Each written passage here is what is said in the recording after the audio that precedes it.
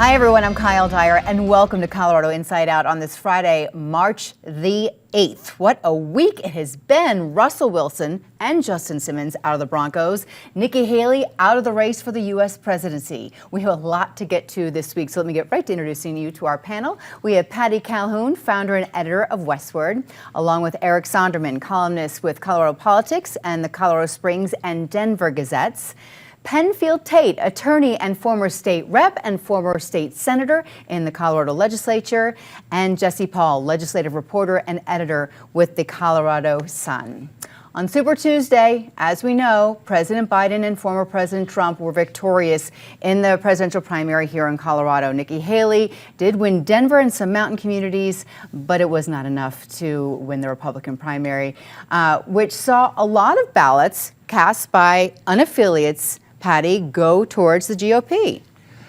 Well, and that's one of the interesting things with the fact that we can, as unaffiliated voters, vote in the primary for either major political party. And of course, Dave Williams, head of the Republican Party, is always, they had tried to get that overturned. They don't want unaffiliated voters to go there because they might, Democrat or liberals might try to take over who's in the Republican Party. This was so anticlimactic after Monday, and we'll get into Monday, but big surprise, Donald Trump won in Colorado. I was a little surprised that we didn't get more from Nikki Haley, like over the 40% mark, just because Colorado always prides itself on being so cantankerous compared to so much of the rest of the country, like Romney over Santorum back in, 2008. So we could have seen something a little more go her way, but the fact that Biden triumphed by so much, no big surprise. I would have also expected to see a little more go for the non-committed vote, not because of that last-second Palestinian push, but simply because Coloradans like being independent and having choices. Eric. We're now going to have, in all likelihood, barring some unforeseen, Biden and Trump. That's obviously a truism. I'm actually more focused on the health of the system, and this does not strike me as a sign of a healthy, responsive, functioning political system, that we're going to be subjected to a choice of two candidates, both of whom are long past their prime, and both of whom are really not who this country either wants or needs. Each one of them has, a major challenge. For Joe Biden, he has to recapture the country's attention, not just their trust. First of all, before you earn the trust, you got to recapture their attention, because I think a lot of this country has sort of tuned him out, and the age thing, that perception that he is too old for a second term has hardened among voters. And with Donald Trump, he conquered Nikki Haley in all these primaries, except for Vermont and DC, which are indicative of nothing. But he still has 30% or thereabouts of his own party's base that is not on board and may not be on board come November to go along with all of his legal travails. I think it was either 4 or 8 years ago, Ted Cruz actually won the Republican nomination over Donald Trump. And I thought that Haley would show better. I thought that with the unaffiliated voting in the primary and just some of that internal strife, that Haley might show better. But she did not, which I think shows, for better or for worse, the former president has sort of a lock on the Republican Party, at least a portion of it. I think Eric makes a good point. I don't know what happens with that hard 30% that's never Trump or anybody but, which Chris Christie personifies very well and makes good points.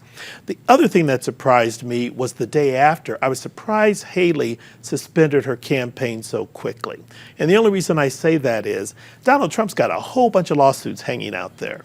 And frankly, it only takes one to go sideways for him. And I think his viability is really challenged at that point. And I would have thought Haley would have hung in there a little while longer, maybe not up to the convention, but a little while longer just to see how some of these court cases played out, because she could have been the last person standing. Jesse.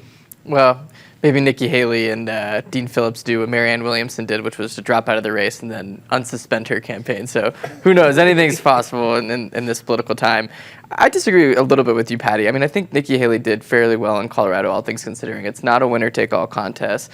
Winning 35, 36% of the vote means obviously it's moot now that she's out of the race, but that she gets 35, 36% of the state's Republican delegates, which isn't, a necessarily small share. I thought she would maybe do about 40%, so maybe a little bit of an underperformance. You have to look at kind of the way that Republican voters in Colorado view Donald Trump. Last poll that I saw, 76% of Republicans approved of him or had a favorable view of him. Unaffiliated, so it was about 2/3 had an unfavorable view. I think one of the things that we're still going to be parsing out as we get the election data is essentially if you look at the percentage of unaffiliated voters that cast ballots in the Republican primary, it's almost the same share as the votes that Nikki Haley won. So Colorado Republicans love Trump. Things are complicated here because of unaffiliated and Democrats. I think he's probably going to get walloped in November. Let's talk about what happened on the eve of Super Tuesday. The U.S. Supreme Court ruled against the Colorado Supreme Court, saying that our state could not remove Donald Trump from our primary ballot because of the insurrection clause in the Constitution. The High Court said states don't have the power to do that, Eric. That's indeed what they said. Thankfully, they got the ruling out in advance of Super Tuesday, barely so. We can also be thankful that it was a unanimous ruling. Yes, the three more liberal justices put out their own opinion, but on the bottom line ruling, it was a 9-0 ruling. From a tactical point of view, it was a mistake to file this lawsuit. I don't think it was destined to succeed, and ultimately it did not succeed. And I think all this kind of stuff is done is only augment Donald Trump and make him stronger. And he is on the ballot here, and he will be on the ballot everywhere.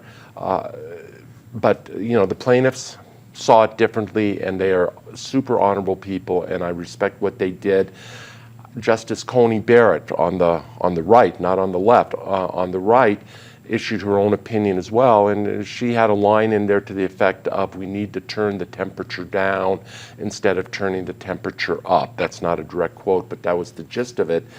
And she is dead on right. I would like to see that come through in her jurisprudence and the jurisprudence of this court, but her analysis of this situation that we find ourselves in was correct. The 9-0 vote doesn't quite mean what I think people believe it means.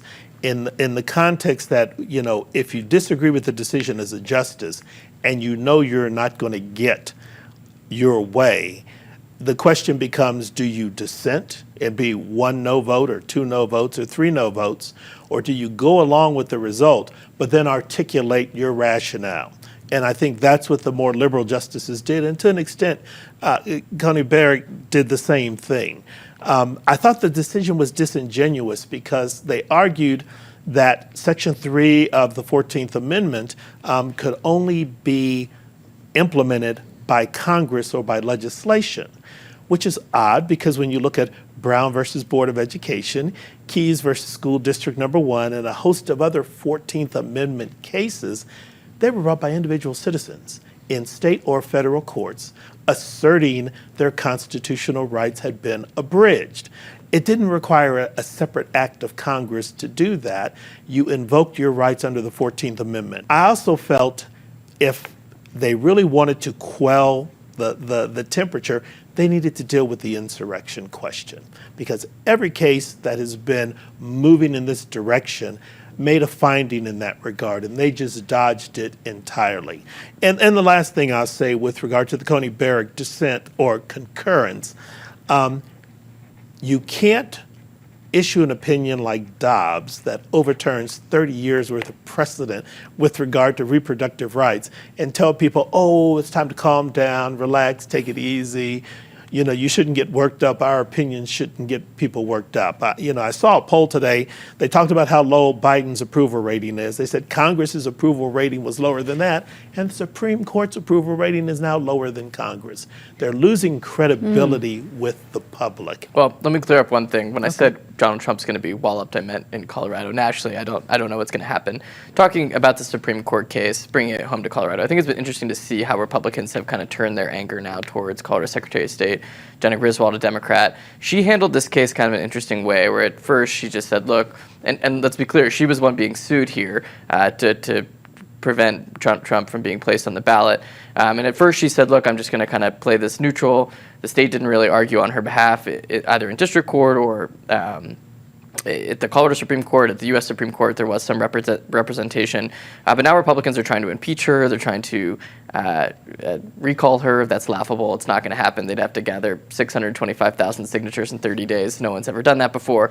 But, it's this kind of nationalization of politics here. You're seeing her face these blowbacks. Republicans want to find somebody to blame for this, and they see Griswold as a good scapegoat. It was no surprise, just hearing from the arguments on February 8th, that the Supreme Court was not going to agree with the Colorado Supreme Court. They kind of chickened out. It was the easy way out because they could just say, it's not up to the states. It has to be a congressional move. I, too, am disappointed they didn't get into the insurrection issue. You have a Denver district court who said, yes, Donald Trump incited an insurrection. You have the Colorado Supreme Court that agreed with that. We don't have the Supreme Court weighing in on it yet, but they will be hearing arguments on the whole immunity clause coming in April.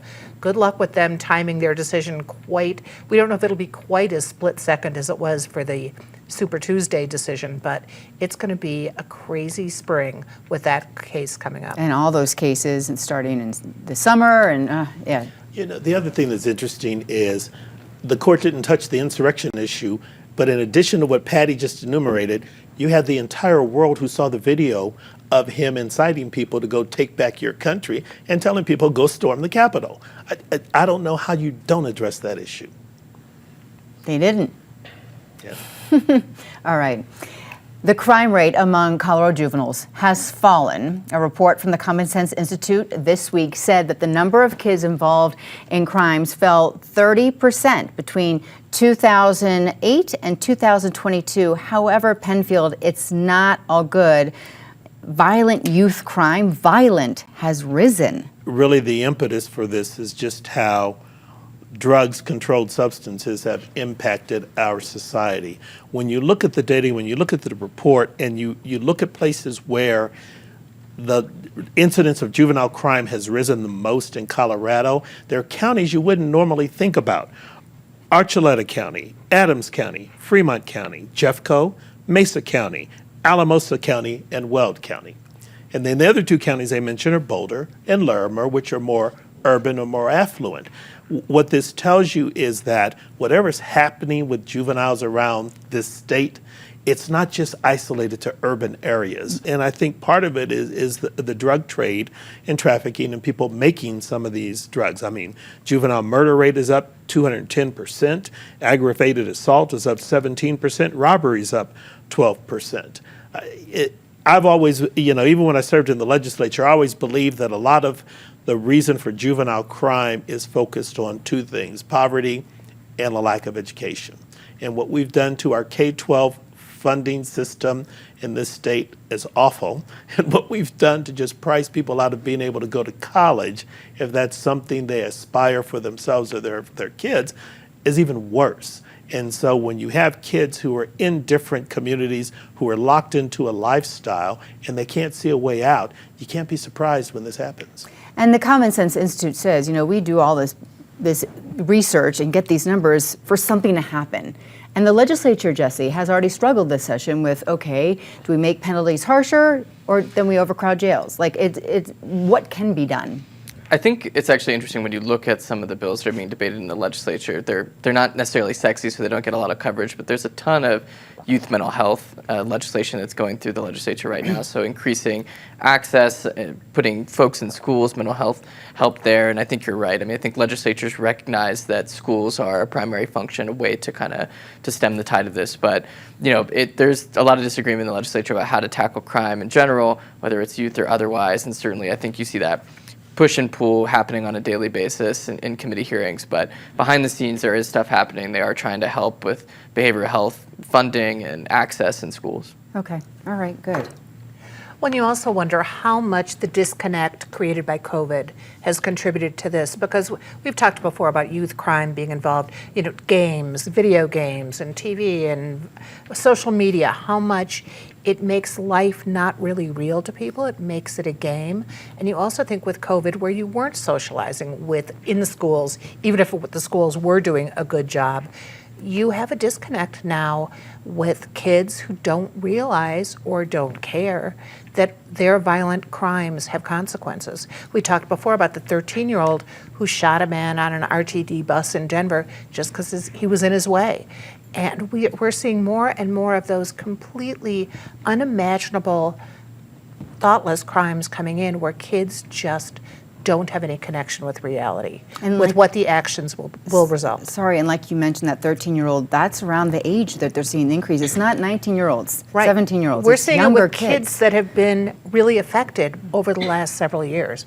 And what is it? Is it COVID? Is it lack of mental health resources? Is it lack of school?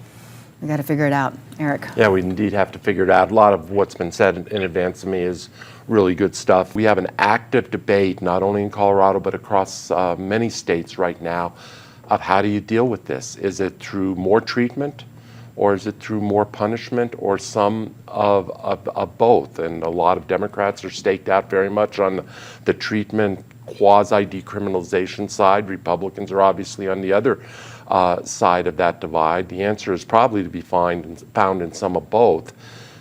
I come back to the point that you need a punishment component, not only for punishment's sake, but as leverage to get kids into treatment, as leverage to change behavior. Without that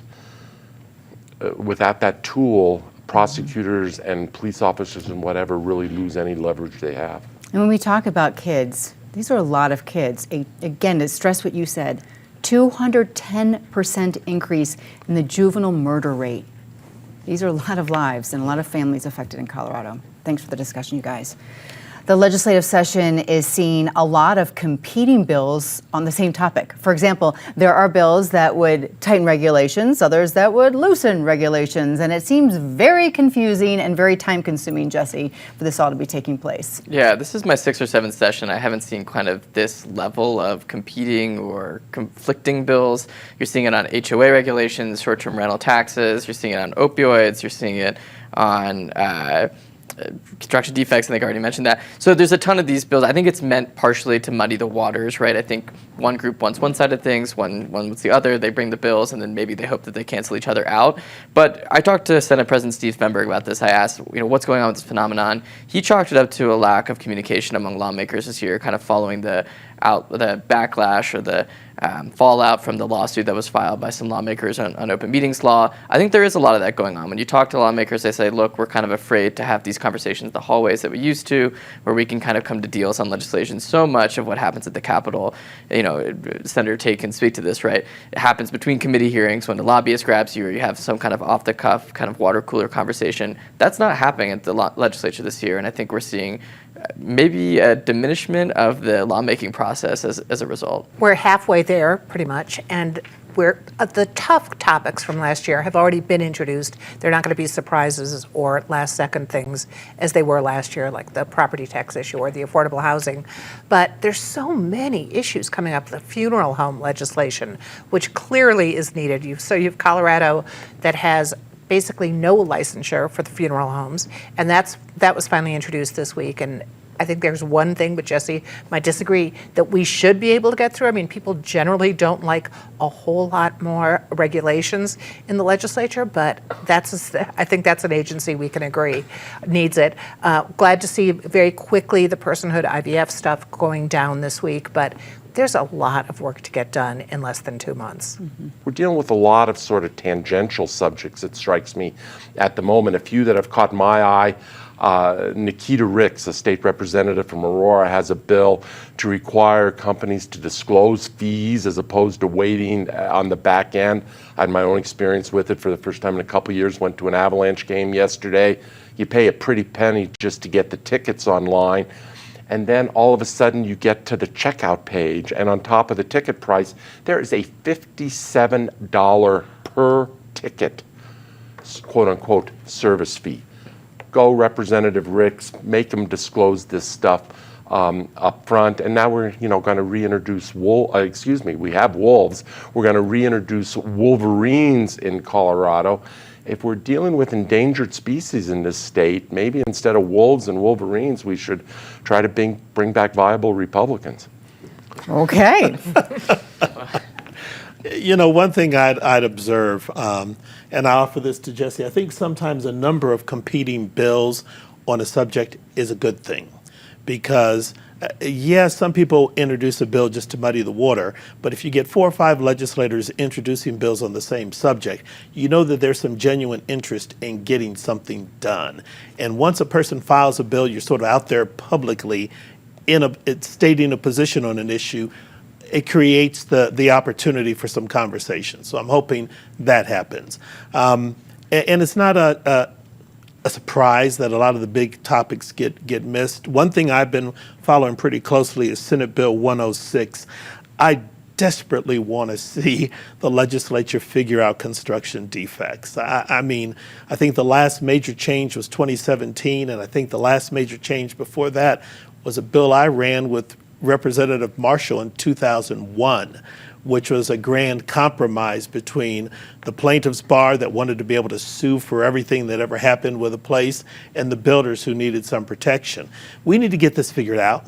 If we're going to deal with affordability and housing in Colorado, we need to figure out how to legislate a way through to get some for-sale condo development done. And part of that is going to be forcing the insurance industry to come to the table because builders have a legitimate beef that sometimes the insurance companies just price them out of the ability to build units for sale that are affordable.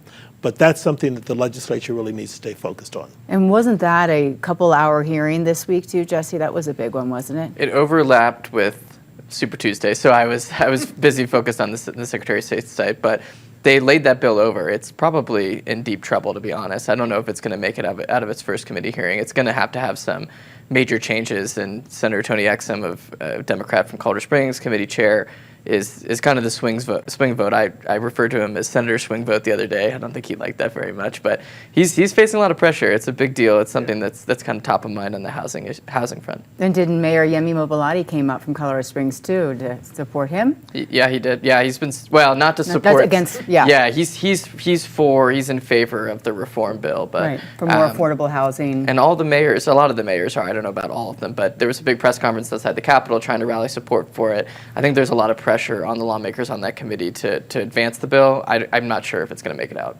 Okay. Now it is time for us to go down the table and talk about some of the highs and the lows of the week. Let's start with the low, and let's start with Patty. Jesse's had a busy week. He broke the news this week that Ayante Anderson has been fined $61K for his defamation case. Remember, free speech is not always free. You have to be responsible to boot. Mm-hmm. Sometimes I think we should do a whole show of disgraces, Kyle, because they certainly build up. The one I'll go with, Google Gemini, the rollout of Google's artificial intelligence AI program has been a complete shambles. AI is certainly the future. It offers incredible potential, but it also offers incredible risk. And when Google loads it up with so much blatant political bias, it doesn't exactly build trust at an early stage when trust needs to be built. A low point for you, Penn. You know, I still think the city needs to do a better job of giving notice about all the construction around town. It can be maddening to want to go someplace and the road is closed, so you take a detour and the detour is closed, and you take a detour and the detour is closed. We've got to figure out a way to make sure people know when the city's just not navigable. I had 3 detours on the way here to do this today. All right, Jesse. The price to go skiing is going up this week. Icon and Epic, they released their new pass prices, and things are increasing. The ski industry talks a lot about trying to be inclusive, but the more expensive skiing and boarding gets, realistically, I think it's shutting more and more people out. Yep, probably. All right, something positive. Well, we're taping this before State of the Union, but we can say the people who've been invited as guests of the congressional delegation from Colorado, really interesting and shows so many of the concerns of this state. So you have Hickenlooper inviting the head of, who's working on the Colorado River. You've got Planned Parenthood representatives. You have the Ukrainian of Colorado president. So good, really interesting citizens who have been invited to watch the State of the Union from Colorado. Mayor Mike Johnston spoke earlier this week to Downtown Real Estate Group, I believe, and he had a quote which was quite stunning, but also dead on the mark. about, quote, an existential fight for downtown soul. That is not a huge overstatement, and good for the mayor for labeling it what it is. Mm-hmm. Colorado voters, despite all the weird conspiracy theories we've heard over the years, Colorado voters just show that our mail-in balloting and our drop-off balloting is safe, reliable, it's consistent, and they take advantage of it, and they love it. I dropped my ballot off Tuesday, and there was a line just of us chatting while we were throwing our ballot into the box, and it's a neat system. So I thank Coloradans for supporting it. Something cool that's happening, that happened yesterday, was the governor and a bunch of state lawmakers joined Amtrak's president on a train ride up to Longmont, kind of as an example of what maybe could be in the future if Front Range Rail passes in Colorado. I think we're a long ways off from that happening. I think it still remains kind of a pipe dream, but it's a pretty cool thing for those voters up in Boulder County who've been paying into this for a long time, hoping for it. Maybe we're heading in the right direction. Okay. My high this week was seeing a brand new movie with a meaningful Colorado connection. Cabrini hits screens today on this International Women's Day, and Denver has sold more tickets for the opening weekend than any other city in the U.S., which is pretty cool. You may know the Mother Cabrini Shrine in Golden was originally a summer camp that St. Francis Xavier Cabrini set up for the girls at the Queen of Heaven orphanage that she ran in North Denver.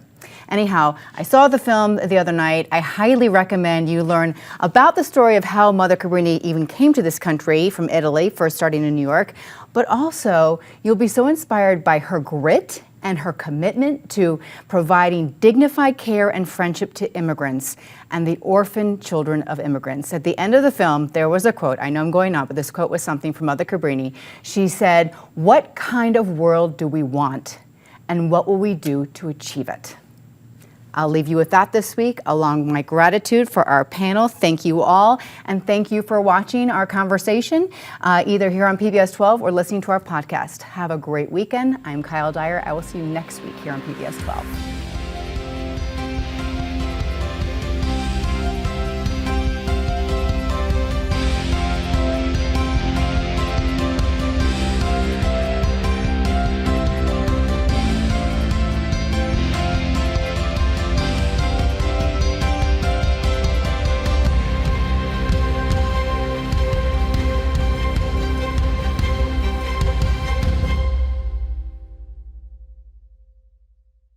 PBS 12 believes in the power of original, local programming. Help us bring more shows, like the one you just watched, by donating at pbs12.org/program support today.